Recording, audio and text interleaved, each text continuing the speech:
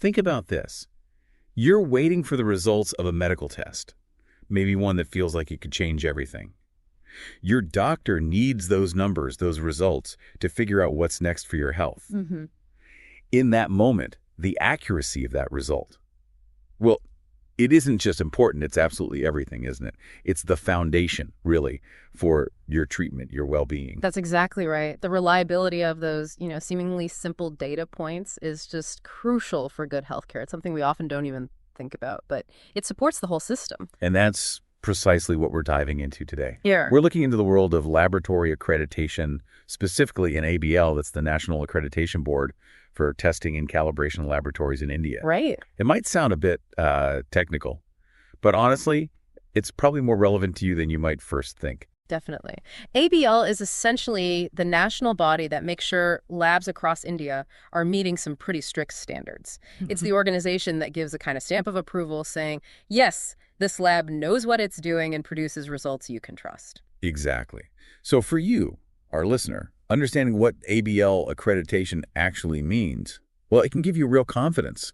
Confidence that the lab services you or your family might use are operating at a high level. We're talking accuracy, reliability, safety.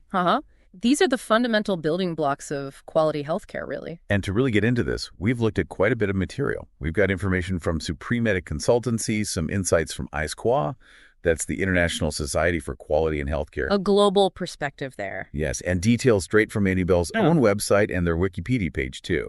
Plus, we even listened to another podcast discussing NABL. So, a good mix of sources. Our mission today, then, is to pull out the really crucial insights about NABL. We want to get a handle on their standards, the benefits they bring in the real world, and why this matters to anyone who, well, cares about the quality of the healthcare they receive. Okay, so let's jump in. What is NABL in simple terms? Okay, simply put, NABL is the main organization in India that accredits labs. Think of it like a quality watchdog for laboratories. It checks if they have the right skills, the right processes, the right management systems to do their job correctly and reliably. And it's not just operating in isolation, right? It fits into a bigger structure. Correct. NABL operates under the Quality Council of India, or QCI, and QCI itself is an independent body set up by the Indian government, specifically under the Department for Promotion of Industry and Internal Trade, DPI-IT, which is part of the Ministry of Commerce and Industry. So it has pretty solid government backing. Very much so. And interestingly, NABL wasn't always called NABL. It actually grew out of something called the National Coordination of Testing and Calibration Facilities, or NCTCF. That was set up way back in 1988. Wow, 1988. So there's a long history here, a long-standing effort towards these quality standards in India. Absolutely. Decades of focus on getting this right. Okay, so what kinds of labs are we actually talking about? Who seeks this NABL accreditation? NABL covers a pretty wide range. They accredit what are called conformity assessment bodies, which is just a technical term for different types of labs. So this includes testing labs, maybe analyzing water samples or testing the strength of materials. Right. Calibration labs, which are crucial for making sure measuring instruments are accurate. And then, very importantly for our discussion, medical testing laboratories. The ones doing blood tests, biopsies, things like that. Exactly. The ones directly impacting your health diagnoses. NABL also accredits proficiency testing providers. These are organizations that help labs check their own performance against others and reference material producers who create the standard materials labs use to verify their tests are accurate. Okay, quite a scope. And you mentioned standards before. Are there specific international standards they use? Yes, they align with international standards. For general testing and calibration labs, the main one is ISO/IE 17025. For the medical labs we just talked about, it's ISO 15189. ISO 15189 for medical. Okay. Right. And then there are specific standards for the proficiency testers. That's ISO/IE 17043, and for the reference material producers, which is ISO 17034. Those ISO numbers sound very official, very technical. Do they have real significance beyond just being a code? Oh, absolutely. These aren't just random numbers. They are globally recognized benchmarks. Think of them as the international gold standard for how to run a high-quality, competent laboratory. They ensure consistency and reliability, really, no matter where the lab is located. Okay, now this is where it hopefully gets really clear for people listening. NABL has these international links, something called a Mutual Recognition Arrangement, an MRA, with bodies like APAC and ILAC. What does that actually mean for, say, a patient in India? It's hugely significant. It means that test results from a NABL accredited lab in India are generally accepted by other countries that are part of these agreements. So imagine someone needs specialized medical treatment overseas. Okay. If their tests were done in a NABL accredited lab back home in India, those results are much more likely to be accepted by the doctors abroad without needing potentially expensive and time-consuming retesting. Ah, I see. So it saves hassle and potentially speeds things up. Exactly, because NABL is a signatory to these MRAs with APAC, the Asia-Pacific Accreditation Cooperation, and ILA, the International Laboratory Accreditation Cooperation. Yeah. There's this established trust. Participating countries trust each other's accreditation systems. So it's like your test results get a kind of global passport. That's a great way to put it, a global passport. Yeah. And this doesn't just help individual patients, it also significantly benefits Indian businesses that export products. Well, if their products, anything from food to manufactured goods, are tested in a NABL accredited lab, those test reports are more readily accepted in international markets that recognize ILA and APAC agreements. It helps streamline trade, reduces the need for retesting at the border. Which saves money and time for everyone involved. Precisely. It contributes to a more efficient global trade system, which can even have knock-on effects, potentially lowering costs, maybe even for healthcare-related goods eventually. It's all about building that international web of trust in testing data. Okay, let's bring it right back home. Yeah. Why should you personally care if your local clinic uses an NABL accredited lab for your blood work?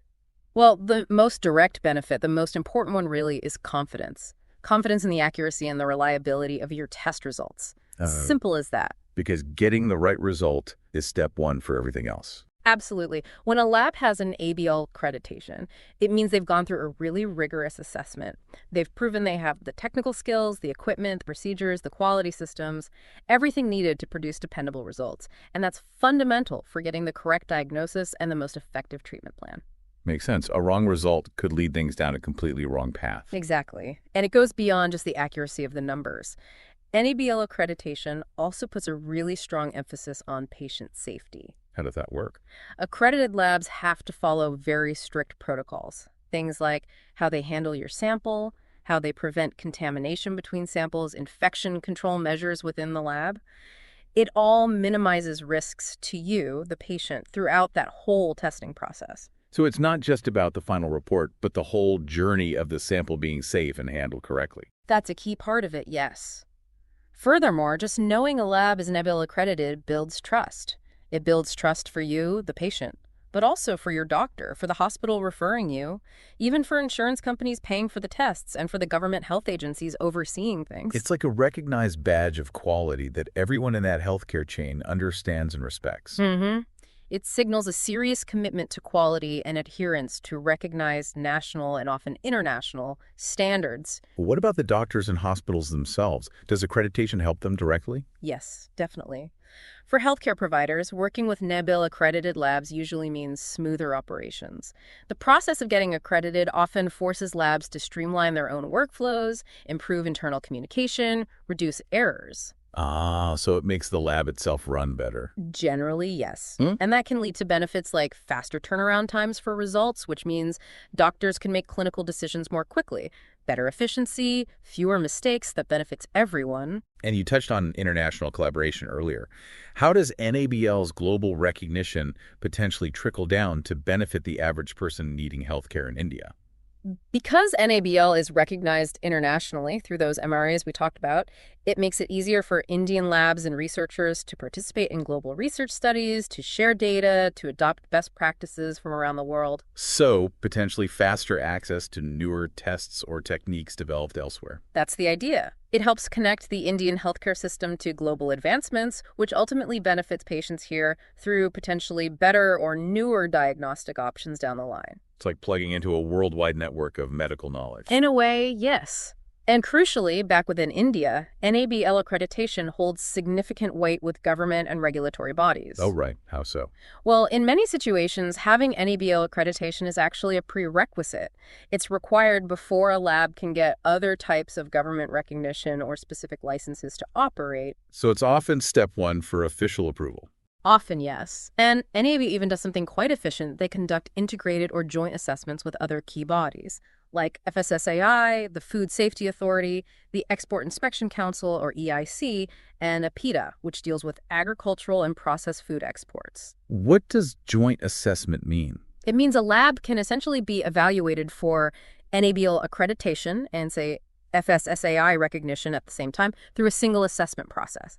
It avoids duplication of effort. That sounds much more efficient. Cuts down on bureaucracy. It definitely helps simplify the regulatory landscape for labs and ensures they meet a broad set of requirements efficiently. Okay, so NABL accreditation is clearly vital, but what's actually involved? What are the key standards, the nuts and bolts that a lab has to meet? Right. It boils down to meeting specific internationally recognized standards. The main ones depend on the type of lab. For general testing and calibration labs, the big one is ISO IEC 17025. Okay, 17025, what does that focus on? That one is heavily focused on technical competence. It looks really closely at the lab's ability to produce precise and accurate test and calibration data. So things like validating their methods, ensuring equipment is properly calibrated and maintained, controlling the quality of their results, having qualified staff, and maintaining thorough records. So if a lab is testing, say, the purity of drinking water, ISO 17025 makes sure they're using the right science, the right tools, and have systems to prove their results are correct. Exactly that. Now, for the medical laboratories, the ones doing your health tests, the key standard is different. It's ISO 15189. ISO 15189. How does that differ? While it definitely covers technical competence like 17025, ISO 15189 places a much stronger emphasis on the entire process as it relates to patient care. The patient focus. Yes. So it looks at the suitability of the lab environment for patient safety, the competency and qualifications of the staff, including medical interpretation where relevant, the effectiveness of the pre-examination, examination, and post-examination processes. Basically, the whole journey from sample collection to result reporting and advice. It also covers patient identification, confidentiality, and ethical considerations. So 5189 is really tailored to the specific needs and risks involved in medical testing. Precisely. And underpinning both standards, NABL pays very close attention to the specific calibration and testing procedures the labs use. They have to demonstrate that their measurements are traceable, usually to national or international standards. Traceable, meaning? Meaning they can show an unbroken chain of comparisons linking their measurement back to a recognized primary standard. It ensures their measurements are accurate and comparable to others. This is fundamental. Got it. And what about how the lab is actually managed? Is there a standard for the overall organization? Oh, absolutely. A robust quality management system, or QMS, is non-negotiable for NABL accreditation. QMS. What does that involve? It's basically the lab's rulebook for quality. It's a formal system that documents the lab's structure, responsibilities, procedures, processes, and resources for achieving quality results.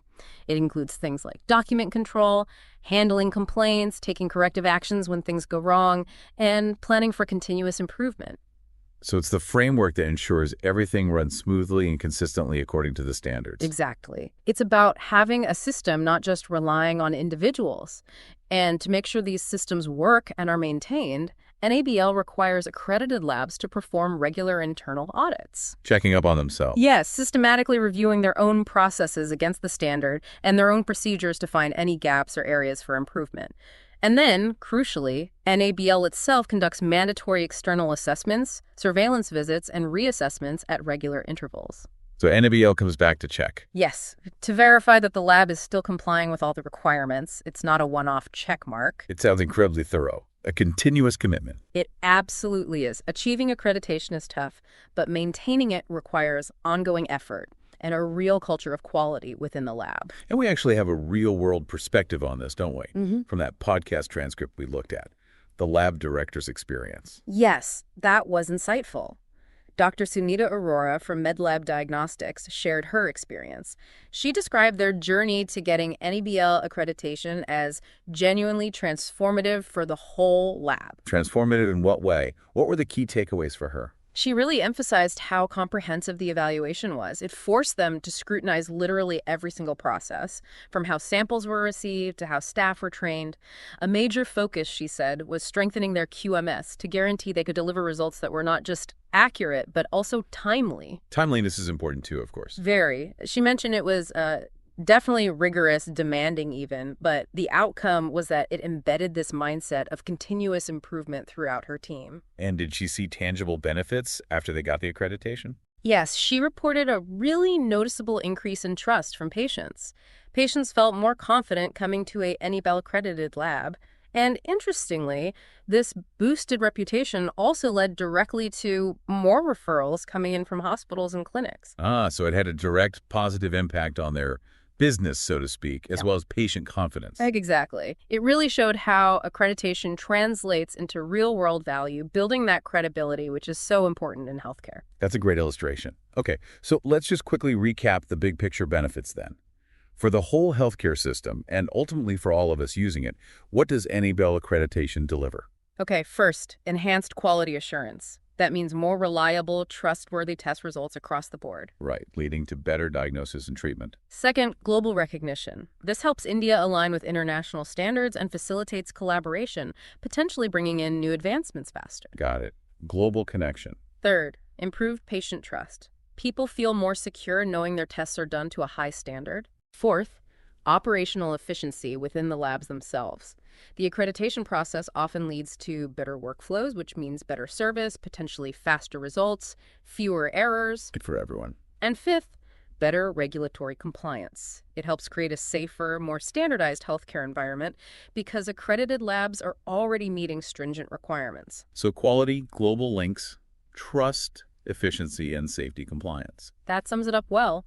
NABL really is a key player in upholding and improving quality and safety standards in Indian labs. Now, shifting slightly, we also came across organizations like SCRAMBLING Consultancy. They seem to help labs and hospitals with this accreditation process. That's right. Companies like SupremeMedic Consultancy Private Limited offer support services. They help healthcare facilities, including labs and hospitals, navigate what can be a pretty complex accreditation journey, whether it's NABL or other accreditations like NABH for hospitals. So if a lab feels a bit overwhelmed by the NABL requirements, they could bring in experts like SupremeMedic to help guide them. Exactly. Their services often include things like helping set up the quality management system we talked about, making sure it meets NABL's requirements, preparing all the documentation, training staff, essentially getting the facility ready for the formal NABL assessment. Okay. And we noted that Dr. Surta Ram Vishnoi from SupremeMedic has a link to ISQA. Why is that connection significant? Well, Dr. Vishnoi is mentioned as an ex-fellow of ISQA. ISQA, the International Society for Quality in Healthcare, is a really important global organization. They've been around for over 30 years, dedicated purely to promoting and improving healthcare quality worldwide. So being an ex-fellow suggests he has a deep understanding of these global best practices in quality. Precisely. ISQA does a lot: education programs, knowledge sharing. They even do external evaluations of entire healthcare systems and accreditation bodies. They connect professionals across, I think, over 70 countries. Wow, truly international. Yes, and they have a major international conference. The next one, their 41st, is planned for São Paulo in Brazil in October 2025. The theme is Inclusive Health Systems, Navigating Challenges with Technology and Humanity. It just shows their focus on the big, current issues in global healthcare quality. So Dr. Vishnoi's past involvement with iSquad signals that his work, and by extension SupremeMedic's approach, is likely informed by these international quality principles. That would be a reasonable assumption, yes.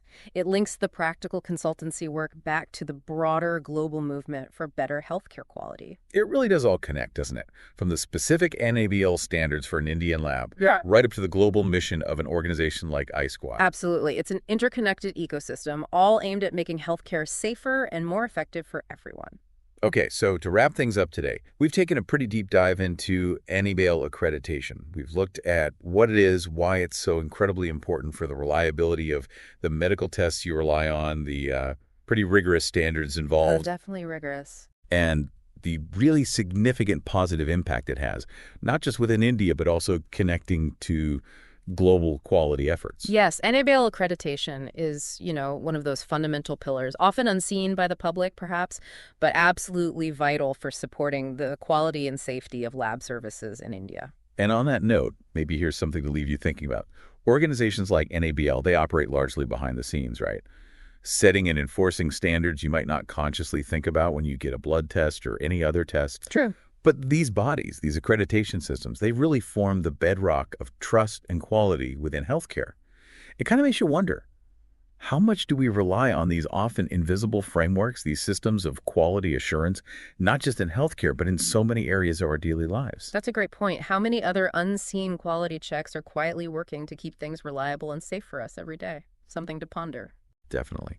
So if this deep dive sparked your interest and you want to learn more, we'd absolutely encourage you to check out the websites for NABL itself and also ISQA for more details on lab standards and those broader global healthcare quality initiatives. Good resources to explore further. And, if you happen to be involved in healthcare administration, maybe running a facility or perhaps investing in the sector, and you're thinking about quality and accreditation, then organizations like Supreme Medic might be worth looking into as a potential resource.